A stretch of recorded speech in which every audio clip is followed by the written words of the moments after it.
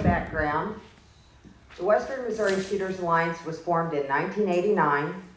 It was originally formed with the intent of educating voters and citizens about legislation that was going to be affecting their rights. We felt that was necessary because the media seemed to suppress the pro-gun side of the story, and they didn't want to tell people that guns were indeed used for self-defense, and we tended to view that as a violation of the First Amendment in order to eliminate the Second Amendment. Our intention was to educate the public and promote freedom as both our Constitution and Bill of Rights so clearly specify, and as our Founding Fathers intended. This current administration has been different than any other I've ever seen. There has been so much that has been done that people aren't aware of. I did an interview with a really interesting guy it's been a few months ago. He was a gun promoting kind of guy, sold a car every now and again.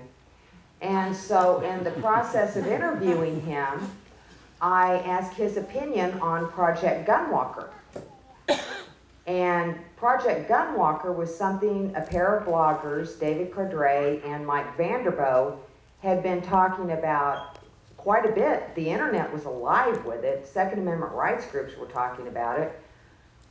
But nobody knew. Nobody knew. They could not get the media to pick up on this story about guns being sold that were being walked into Mexico to boost the statistics of guns coming from America causing crime in Mexico.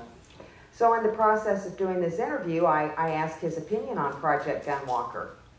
And it was, what are you talking about? So I said, well, obviously you don't look at our website. And so he pulled up our website, looked, and the next thing I know, he's on the phone. And he makes a couple of phone calls. And before long, people are hearing about Fast and Furious. A lot of people have heard about Fast and Furious once a couple of phone calls got made. And that's the thing, is people don't hear about things that are very deeply going to affect their rights. After that, this administration tried to change gun laws by executive order and make it so that gun dealers in southern states, Texas, Arizona, down there, if they sold a certain amount of guns, they had to turn in more paperwork. This didn't go through Congress. Nobody voted on that. It was just going to be done. I don't know if you know that on September 8th, just a few days ago, the Obama administration passed by executive decree new rules that makes it easier for the Bureau of Alcohol, Tobacco, and Firearms and Explosives, BATF, because they have such a stellar record. They can now seize the guns of citizens without due process. If the Justice Department has granted the authority to the ATF to seize and administratively forfeit property involved in controlled substance abuses. No, this isn't if you've been convicted, this is if you've been accused. That's why they say without due process, passed by executive order. I'm sure everybody's heard that now they don't have to go through due process to seize your guns if you've been accused of a crime. Yeah. Okay. Another thing was Obamacare. That data is in a huge bank of information now. And people say, well, is Obamacare really going to affect our Second Amendment rights? Yeah, it will. Because all that data is in a huge bank. Oh, but only medical professionals can access that data. Well, so can your insurance company. Can your insurance company decide that maybe you should pay higher rates because you had post-traumatic stress disorder and have sought treatment for that, and you also have guns in your home? There's so much. That bill was huge. We have not even touched the tip of the iceberg on what it's going to do to us and our rights. And people don't understand, with the gun control laws already in this country, we are so close. the Jews for the Preservation of Firearm Ownership, and I like to say it's Jews with really long memories and really good memories, put together a genocide chart. And it starts in 1914 Ottoman Turkey. And it goes up through Rwanda. And it talks about all these different cases where there was gun control in the different countries. And it talks about what gun control laws were in effect at the time and how many millions of people died as a result of it. And if you look at it, you realize how many of those gun control laws are already in effect in this country. We're close, folks. We're real close. People think, oh, well, they would never seize guns in this country, but they've already done it. Hurricane Katrina and the tornado in Greensburg, Kansas. They've already done it. They had a list. All they had to do was go door to door. Police Chief Edwin Compass, no one's going to have guns but the police, and they did it. Why would we think it can't happen? It's already been done. Order number 11, this is prime country for talking about order number 11 back in the very uncivil war. Order number 11 was enacted by the federal government. And what that did was people that lived more than a mile outside of where the government said, the federal government, you had to leave. And you had to turn in all your grain. And if you had a certificate from the federal government saying you were a good and loyal American, then you might get to keep your animals. Otherwise, you turned over everything you owned and left. And you probably went someplace that the people that might help you wouldn't suffer reprisals. Now, what the Lone Jack Historical Society said is it was the strongest case ever of a president using the force of the federal government against peaceful citizens, against citizens that had done nothing. And I honestly think the current president was probably a piker put up to President Lincoln.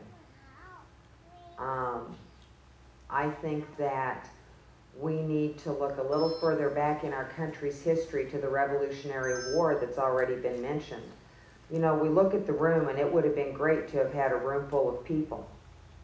But the people that are here are people that are committed. And as I understand it, the Revolutionary War was won by about 3%. About 3% of the people were the ones that actually fought, that actually were the ones that got it done. I would rather have 3% of strong patriots on my side than 27% of, yeah, okay, if I don't have a soccer game that night, I'll go. That's not how it works. We have to be committed to freedom. We have to be. What the Western Missouri Shooters Alliance does is we work to get pro-Second Amendment candidates elected. We work to get pro-Second Amendment legislation passed. And we try and block the bad stuff. You think, well, is there any really bad stuff in Missouri? Because we're essentially a state organization. Mandatory safe storage used to come up every year when Joan Bray was a senator.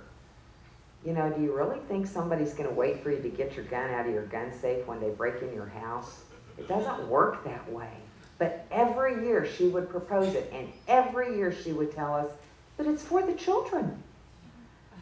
And so every year we would go and we would speak against it. We also worked to get the pro-gun stuff passed. We worked to get concealed carry, which took us 13 years. We worked to get Castle Doctrine. We worked to strengthen Castle Doctrine. We would like to see Castle Doctrine anywhere you legally have a place to be, which would include parking lots. But it's a process. We work to get good pro-gun legislators elected. I will be totally thrilled to pieces when Senator Emery starts sponsoring good legislation for us, and we know he will. Because he gets it. He gets it. Western Missouri Shooters Alliance does donate to state candidates that are good, and one of the ways that we determine who's good is we have them fill out a survey.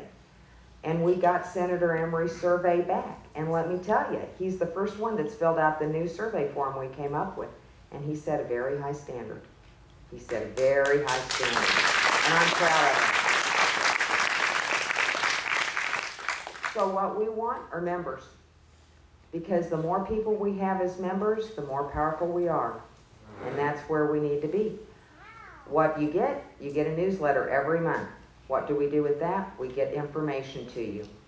Information about what's going on, what we see, what we're hearing, and who we are endorsing, who we feel is a bad risk, and probably why we feel they're a bad risk. We're not terribly politically correct, believe it or not. And so what we do is we give you the ammunition you need, so to speak, to talk to people. To say, no, safe storage isn't a good idea. I know they said on the Channel 9 News that it was great, but let me tell you how this works in real life. Because I can assure you, Channel 9 News isn't going to talk about the mom and the little girl that held the guy that broke into their house with a pink gun. But it happened.